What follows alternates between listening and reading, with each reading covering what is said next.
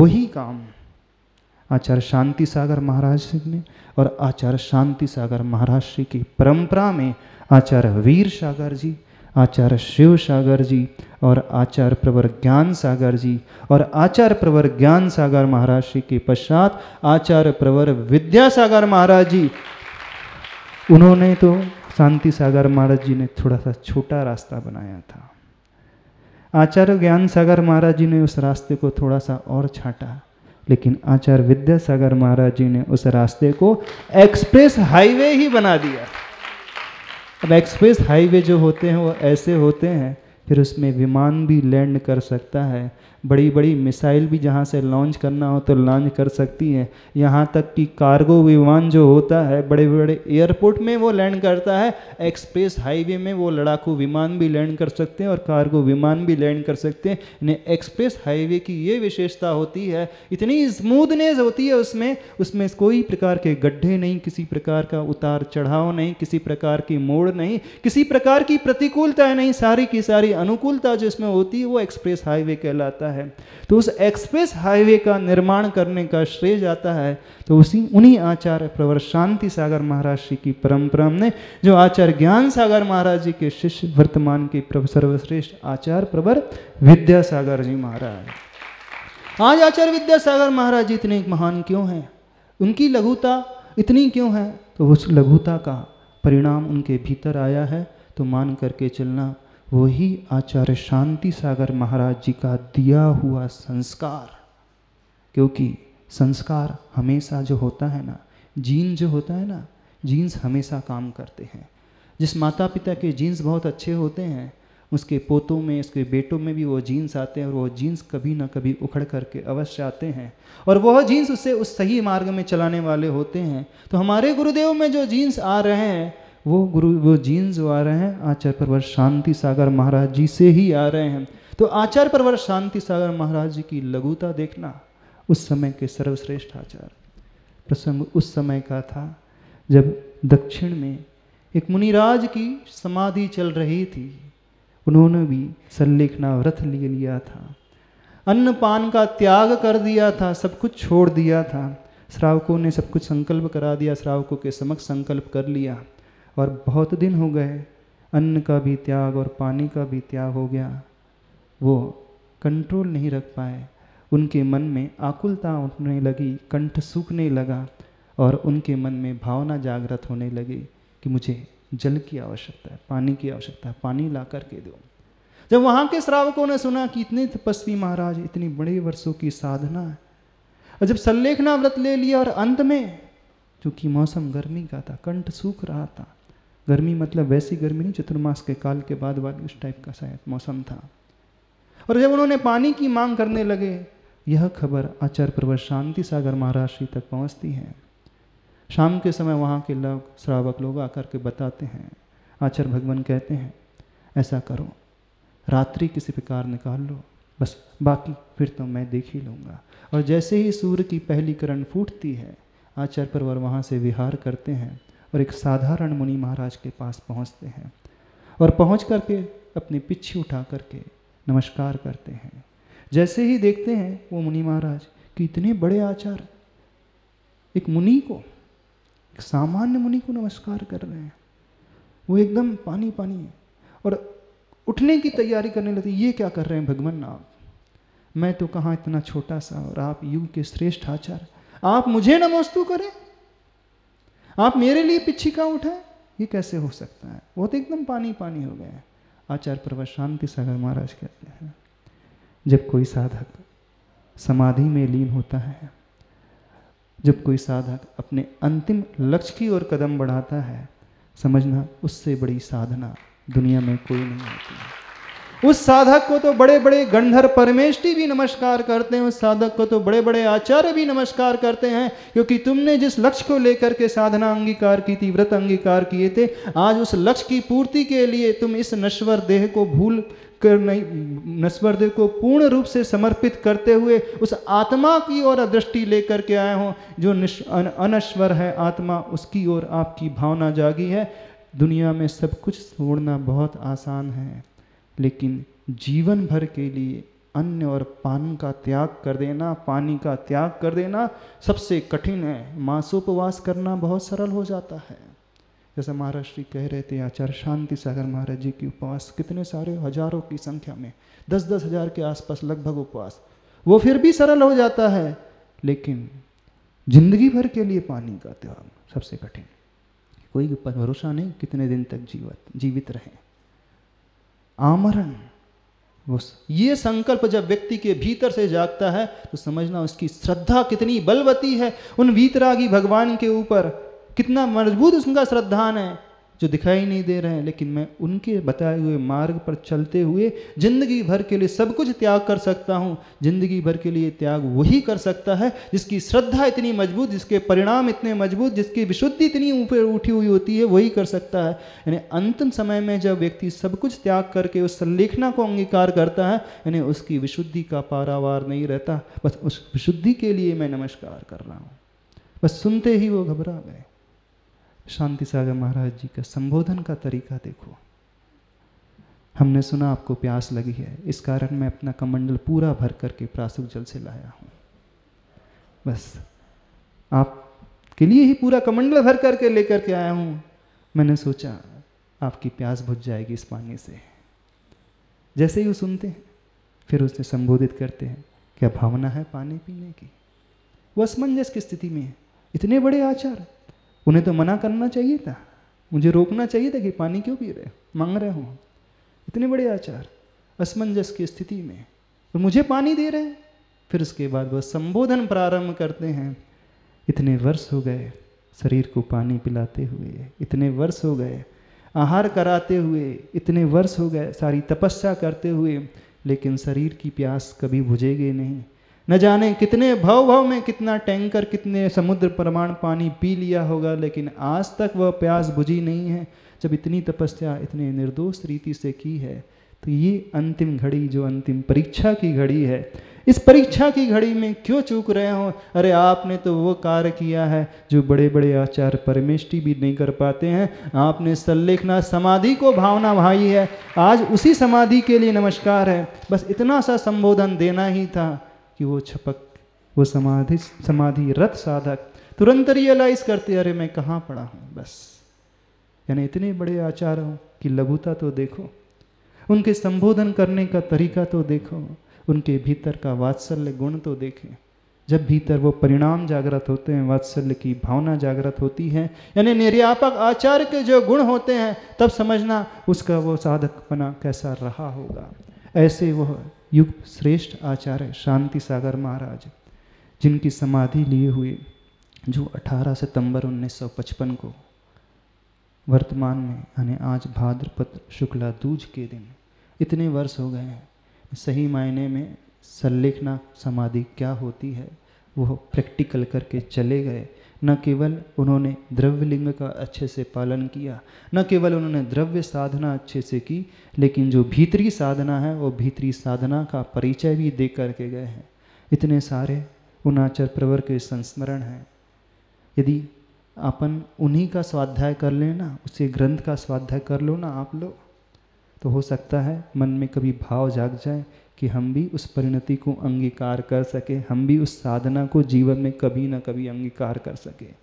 पुराण ग्रंथ तो बहुत पढ़े होंगे, लेकिन जीवन में एक बार हर एक व्यक्ति को नियम तो अवश्य लेना चाहिए। उन आचार्य भगवान की जीवनी पढ़े, आचार्य शांति सागर महाराज जी जो चारित्र चक्रवर्ती ग्रंथ है अवश्य पढ़ना चाहिए, क्योंकि एक बार भी आप भीतर से उसे पढ़ोगे तो मान करके चलना हमारी जिंदगी की जो लक्ष्य साधना है वह भी व्यवस्थित होगी। और उन आचार्य प्रवर को याद करने का लक्ष्य सिर्फ इतना ही है, जैसी समाधि उन्होंने जीवन के अंत में की है, जो लक्ष्य था हर एक का साधक का होता है, उन्होंने उस लक्ष्य को पाया है। हम सभी साधक उस लक्ष्य को पा सकें, उस लक्ष्य की प्राप्ति कर सकें, उस लक्ष्य की ओर दृष्टि बनाए रखें, बस यही एक भावना है। और उसी भावना से उन आचार्य प्रवर को हम लोग याद कर लेते हैं, क्योंकि जिसने स्वयं उस रास्ते पे सही तरीके से कदम बढ़ा करके चला है, उनका यदि हम गुणानुवाद कर ले, उनके गुणों को स्मरण कर ले, उनको गुणों को याद ला लें, तो हो सकता है कभी भी हमारे दिन में, हमारे मन में वह गुण प्रकट हो सके। तो ऐसा हर एक साधक के भीतर वैसे गुण प्रकट हो सके। इस मूक माटी ग्रंथ में उस माटी की यात्रा का वर्णन अपन सभी सुन रहे हैं, समझ रहे हैं। प्रथम खंड आचार्य भगवान द्वारा रचित संकर नहीं वर्ण लाभ, पृष्ठ नंबर 77, 77 पेज नंबर। यहाँ तक शायद हो चुका था। हम जो आपको कहते हैं, सुनाते हैं, एक बात आपसे पूछने आज, बात समझ में तो आती है कि नहीं आती? जितना लोग समझते हैं कि ये मुखमाटी ग्रंथ क्लिष्ट है, कठिन है, समझ से परे है, हमारी दृष्टि में ऐसा यह ग्रंथ नहीं है। ये हमारी धारणा ही होती है। कई बार हम बगैर देखे ही बहुत सारी धारणा अपने मन में बना लेते हैं। जितने लोगों से व्यक्ति सुनता है, सुन सुन करके वो इस प्रकार की धारणा बना लेता है। स्वयं खोल करके विषय को देखता नहीं है, समझता नहीं है, और सुनी हुई जो धारणा बन जाती है कई बार गलत भी निकलती है। थोड़े से अपने मन को खोल करके, दिमाग को खोल करके पढ़ोगे, यह ग्रंथ बहुत सरल है, कठिन बिल्कुल भी नहीं है। हिंदी में है, ना ही संस्कृत प्राकृत में है। कोई छंद में इसकी रचना नहीं हुई है, छंद से मुक्त है, बहुत सरल शैली में है। आप कोई पद्य पढ़ोगे, ऐसे ग्रंथ को जो संस्कृत आदि पद्य में जिसकी रचना होती है, उसमें थोड़ी सी क्लिष्टता कथनचित हो सकती है, पर जब हम इसे थोड़ा सा गहराई से पढ़ते हैं तो ऐसा लगता है कि साक्षात वह संवाद चल रहा है, साक्षात वह दृश्य उपस्थित हो रहा है। उसी शैली में इसे लिखा गया है। थोड़े अपने मन से उस पूर्वाग्रह को निकाल करके दूर करो। कौन से पूर्वाग्रह से? प्राय सभी लोग ग्रसित हैं कि ये ग्रंथ बहुत कठिन है, समझ में नहीं आता है। और जो हम बार बार दूसरों से सुन लेते हैं, तो हमारे भीतर क्षमता भी होती है, तो ऑलरेडी हम अपनी क्षमता को ब्लॉक कर लेते हैं, रोक लेते हैं, और अपने माइंड के आगे एक बात लेकर के आ जाती है, तो कठिन है, ये तो मेरे बस की बात है ही नहीं, मैं कैसे समझ पाऊँगा, कैसे शब्द हैं उसमें। ऐसी ही जब व्यक्ति प्रवृत्ति बनाता है, ये प्रवृत्ति उसे विषय में भी आगे नहीं बढ़ने देती है, ग्रंथ में भी आगे नहीं बढ़ने देती है, और जिंदगी में भी आगे बढ़ने नहीं देती है। जिंदगी में भी ऐसे कई क्षण आते हैं, कई कार्य होते हैं जो इतने कठिन होते नहीं हैं, लेकिन जब व्यक्ति ऐसी निषेधात्मक विचारधाराओं वाले लोगों से मिलता है, जो नेगेटिविटी से भरे होते हैं, नकारात्मक सोच को लेकर के चलते हैं, उनके मुख से इस प्रकार के शब्दों को सुनता है, तो वो स्वयं भी अंदर से डरने सा लगता है, सोचने लगता है ये कार्य तो मेरे बस का है ही नहीं, मैं इस कार्य को कर ही नहीं पाऊँगा। इस कार्य को करने के लिए बहुत सामर्थ्य चाहिए, बहुत क्षमता चाहिए, बहुत ज्ञान चाहिए, और वह क्षमतावान होते हुए भी पीछे रह जाता है, आगे नहीं बढ़ पाता है। क्यों? क्योंकि उसने अपने आप को भीतर से कमज़ोर मान लिया। और ये ही एक प्रवृत्ति व्यक्ति के जीवन में धर्म में आगे बढ़ने से भी रोकती है। कई लोगों को धर्म से भी बहुत डर लगता है, मंदिर से भी बहुत डर लगता है, कुछ पूजन से भी डर लगता है, स्वाध्याय से भी बहुत डर लगता है। किस बात का डर है? कि उनके मन में गहरा बैठ गई, हमारे बस का तो है ही नहीं, ऐसे ही है ना। और अधिकांश लोग आप मुझ से भी ऐसे निकल जाएंगे, हम आपसे कहीं करना महाराज जी ये बहुत कठिन है, हमारे बस की तो बात नहीं। कार्य की सफलता बाद में होती है, पहले हमारे मन की सफलता होती है, पहले हमारी धारणा होती है। तो हम अपने मन से अपने धारणा को इस प्रकार बनाना सीखें। दुनिया में कुछ भी असंभव नहीं होता है, दुनिया में कुछ भी इम्पॉसिबल नहीं होता है। There is nothing which is impossible in this world. Even the word impossible says, I am possible. Impossible की स्पेलिंग क्या? आई एम देन पॉसिबल, है ना। तो even the word impossible says I am possible. असंभव शब्द स्वयं कहता है कि मैं संभव हूँ। पर हम जब धारणा बना लेते हैं, वो धारणा हमें आगे बढ़ने से रोकती है, आगे नहीं बढ़ने देती है।